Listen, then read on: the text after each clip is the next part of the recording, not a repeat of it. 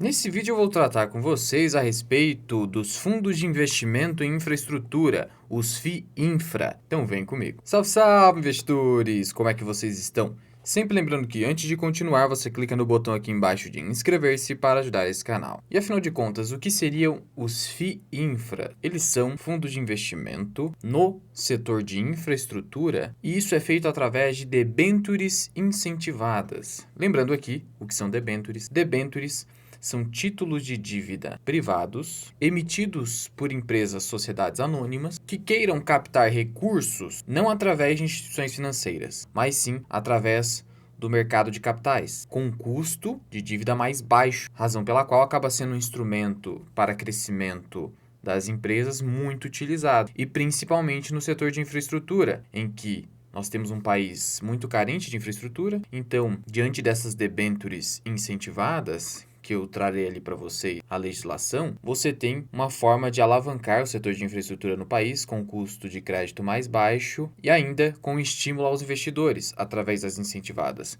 Porque qual seria esse incentivo para ter o nome de debênture incentivada? Está aqui na lei. Aqui na lei 12.431, há a seguinte previsão: no caso de debêntures emitidas para implementar projetos de investimento na área de infraestrutura ou de produção econômica intensiva em pesquisa, desenvolvimento e inovação, entenda-se infraestrutura, setor de saneamento básico, rodovias, energia. Você pode reparar que a Taesa emite debêntures de forma recorrente. Segmento de transmissão e geração de energia precisam de debêntures. E qual seria esse incentivo trazido pela lei? A isenção do imposto de renda para pessoas físicas.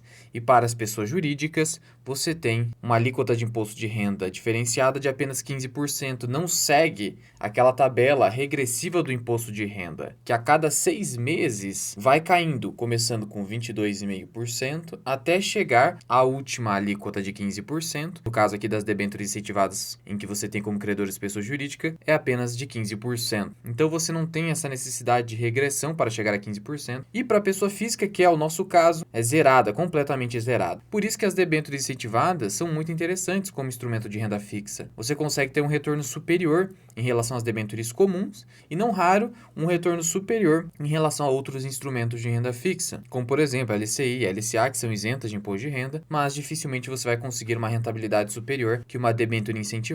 Por quê? Porque a debênture incentivada geralmente vai te oferecer IPCA mais 8, IPCA mais 9, e aí isso é muito difícil de conseguir numa LCI e uma LCA. Então, acaba sendo um destino de procura para investidores de renda fixa. Só que tem um detalhe, que seria, entre aspas, um problema desses títulos privados, crédito privado, é o fato de que eles possuem baixa liquidez e vencimentos muito longos. Então, dificilmente você vai encontrar no mercado, investindo diretamente em debêntures incentivadas, um vencimento inferior a 2030, 2032. Então você fica preso num título por muito tempo, travado por muito tempo. E se você for realizar a saída antecipada desse título, você tem que vender no mercado secundário, e isso pode acabar ocasionando um prejuízo, porque você fez esse resgate antecipado, haverá um spread muito grande na recompra do título, então você terá esse problema. E aí então o mercado acabou criando uma nova solução, uma solução criada pela instrução CVM 606 de 2019, mas que só passou a ser mais vista aqui no mercado a partir de 2021, 2022. Mas enfim, são os fundos de investimento em infraestrutura, que investem exclusivamente em debêntures incentivadas. E aqui está a previsão normativa, que é: os fundos incentivados de investimento em infraestrutura, FIINFRA, e os fundos de investimento em participação, FIINFRA, incluem-se entre aqueles definidos na lei, no artigo 3º da Lei 12.431, ou seja, a lei que traz as debêntures incentivadas. Então tem o mesmo enquadramento tributário, aqui traz uma série de regras, mas o interessante é que, por meio desse fundo, você resolve o problema da iliquidez das debêntures incentivadas. Por quê? Porque o Fundo de Investimento em Infraestrutura, o FIINFRA, ele tem cotas negociadas na Bolsa de Valores, assim como um fundo imobiliário. Portanto, o problema da liquidez fica resolvido, já que você pode simplesmente, querendo se desfazer ali das suas debêntures, realizar a venda da cota desse fundo de infraestrutura, se desfazendo da posição. Então você resolve o problema de liquidez. Além disso, você resolve o problema da dificuldade de diversificação. Porque quando você é investidor individual de debêntures incentivadas, você tem que promover uma ampla diversificação com prazos longos, e isso é um tanto quanto dificultoso. Sendo que se você compra apenas um FII Infra, que tem uma carteira ali bem diversificada, você só com esse FII Infra já está bem diversificado no portfólio ali pulverizado. E em renda fixa, a gente tem que buscar pulverização. Diferentemente das ações, por exemplo, que a gente busca um pouquinho mais de concentração, não ser tão pulverizado, exceto se você for um investidor passivo que busca fazer isso através de ETFs, no caso de renda fixa, o ideal é ter uma pulverização, porque afinal de contas você está correndo principalmente risco de crédito. E tem mais um detalhe que é interessante nos fundos de infraestrutura. Você tem isenção de imposto de renda nos dividendos, assim como os fundos imobiliários, e também terá isenção de imposto de renda no ganho de capital das cotas. Então veja, por mais que teoricamente, com fundos de papel, fundos de CRI, CRA e no caso de debêntures incentivadas, teoricamente você não devesse ter ganho de capital, não devesse ter uma valorização, na prática isso não acontece, nada supera a lei da oferta e da demanda, de tal modo que você pode sim ter ganho de capital, como nós veremos adiante, de tal modo que eventualmente se você quisesse sair da posição, você teria que pagar uma alíquota do que? De 20% no caso dos fundos imobiliários. Acontece que essa alíquota não existe nos FII Infra, em que você tem isenção total sobre o ganho de capital da cota. E isso é mais um estímulo ao investimento nesses fundos.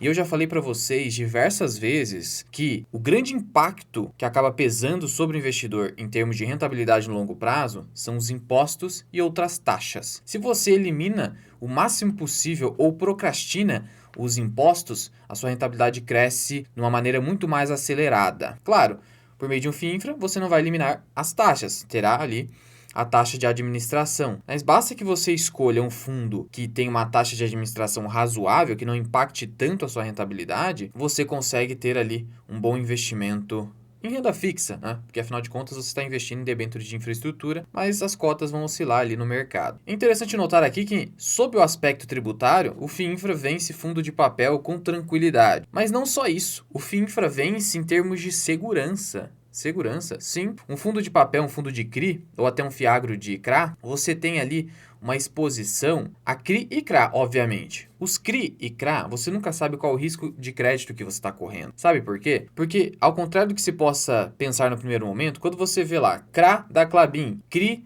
da Cyrela, você não está correndo risco de crédito da Klabin ou da Cyrela? De maneira nenhuma. Você está correndo risco dos devedores da Klabin e dos devedores da Cyrela. Porque aqueles recebíveis são os recebíveis inicialmente da Klabin e da Cyrela, que depois são empacotados por meio de uma securitizadora. Então você não tem transparência quanto ao risco de crédito que você está correndo de fato, não meramente artificial, formal ali. Já nas debêntures você tem, porque quando a debênture, no caso, supondo aqui fosse da Klabin, de fato é o risco de crédito da Klabin. Debênture da Taesa é o risco de crédito da Taesa. Você consegue entender qual o risco de fato você está correndo, até porque você pode simplesmente acompanhar os balanços daquela empresa, que no geral é aquela listada em bolsa. Então você tem mais segurança, você tem ganhos tributários, então acaba sendo, na minha visão, um fundo de investimento muito superior aos fundos de papel. Por isso, eu estou encontrando dificuldades de encontrar alguma superioridade hoje entre FII Infra e fundos de papel. Ah, liquidez. Porque os FII Infra são mais novos. Então, a liquidez vai vindo com o tempo, a maior demanda desses fundos. Então, isso eu não vejo como uma superioridade atual do fundo de papel. O fundo de papel já foi, no passado, bem esquecido se comparado com os fundos de tijolos. A única vantagem que eu poderia elencar aqui seria o fato de que é uma outra forma de diversificação. No caso, está diversificando. Mas se você não quiser ter CRIs na sua carteira? E se você só quiser ter debêntures incentivadas? Outro aspecto de segurança da debênture incentivada e, consequentemente, do FII Infra é o fato de que, além de você saber qual é o efetivo risco de crédito que você está correndo, você tem exposição a empresas do segmento de saneamento, energia. Então, são empresas mais de utilities, no geral.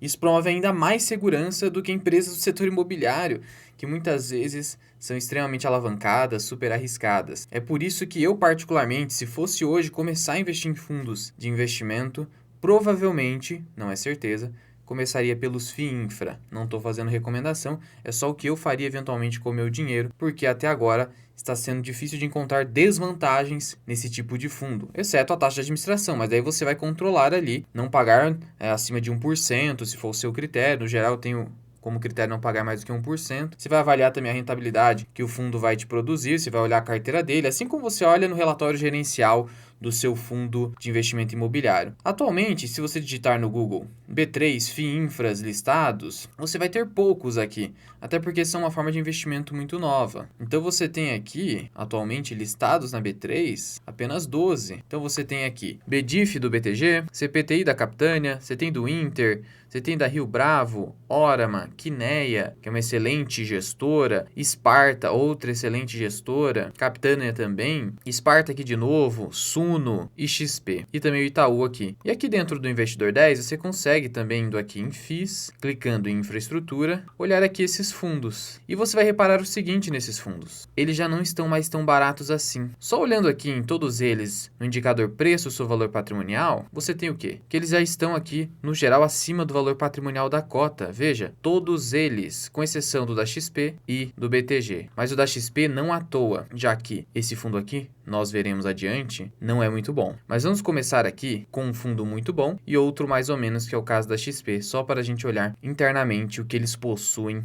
a título de portfólio. Sendo que outro detalhe importante a se ressaltar aqui com os FII Infra é o fato de que eles têm a marcação a mercado diária. E essa é uma vantagem porque de fato você consegue saber qual é o preço efetivo da cota do fundo no dia a dia. Não há algo assim defasado como pode acontecer ali em relação à marcação a mercado da NTN-B junto aos fundos de papel. Muito bem, vamos começar aqui pelo fundo da Quineia, CADIF 11. É um fundo que se valorizou 11,7%, portanto sim, você pode ter ganho de capital, mais um yield de 10, ou seja, no total 20 de retorno. Um retorno como esse, com isenção de imposto de renda, não é nada mal. Só que a taxa é alta, acima de 1%, por quê? Porque Quineia tem como hábito ser careira, digamos assim. É porque ela tem uma boa gestão, então dificilmente você vai encontrar uma boa taxa no caso de fundos da Quineia. Mas vamos olhar aqui no site de relações com investidores qual o portfólio do CADIF 11. E aqui dentro do CADIF 11 nós iremos em documentos, vamos pegar a carta do gestor e vamos olhar aqui o portfólio. Inicialmente o que nós temos? IPCA mais 7. É isso aqui que você vai ganhar com o portfólio do CADIF 11. Com uma duration ali de 7 anos, interessante. A Lua IPCA mais 7 com isenção de imposto de renda é uma boa rentabilidade? Com certeza.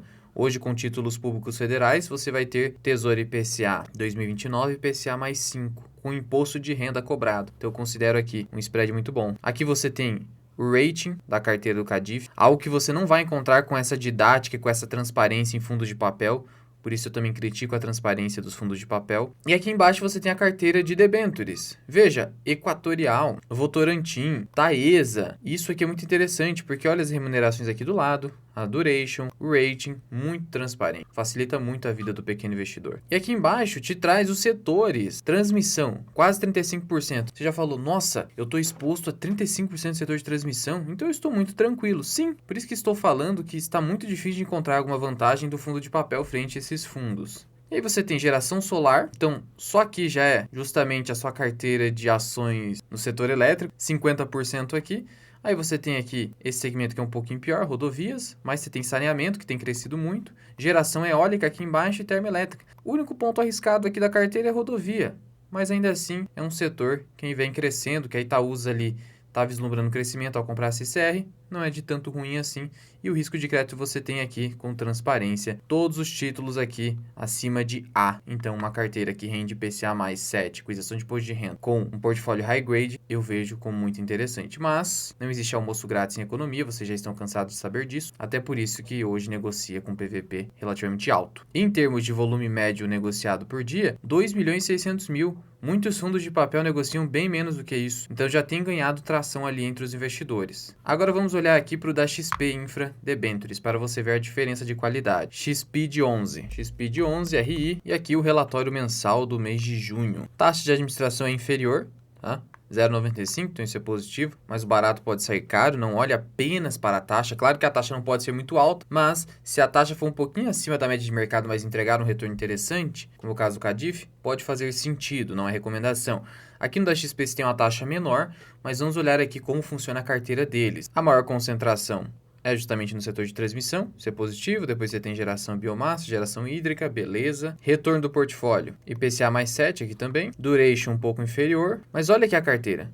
Olha o tamanhozinho dessa carteira, completamente concentrada. Esse é o problema, o risco é muito grande porque você está muito concentrado. Ao passo que no da Quineia, olha a pulverização. Eu falei para vocês que é importante a pulverização na renda fixa. Por isso, o risco de crédito aqui é bem superior, razão pela qual eu não investiria nesse fundo. Além disso, esse relatório aqui nem te traz o rating com transparência, é aí que você vai pegando gestões duvidosas. De qualquer forma, um produto de investimento interessante ainda no começo, tende a se expandir cada vez mais, ganhando a adesão dos investidores. Inclusive, o investimento direto em debêntures incentivadas cada vez menos fará sentido. Quando o investidor perceber isso, essa indústria vai crescer fortemente e isso tende a beneficiar o setor de infraestrutura aqui no país. E lembrando que o sábio entra no começo e o tolo entra no final. Por isso estou pensando seriamente aqui em não dar uma de tolo.